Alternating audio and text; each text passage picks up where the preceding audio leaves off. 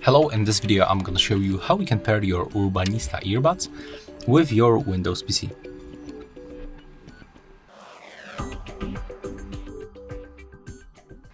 So first of all, you have to open this charging case and then you have to click and hold this button. Wait until this indicator starts blinking.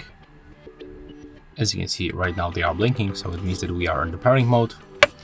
So go right now to the Bluetooth settings.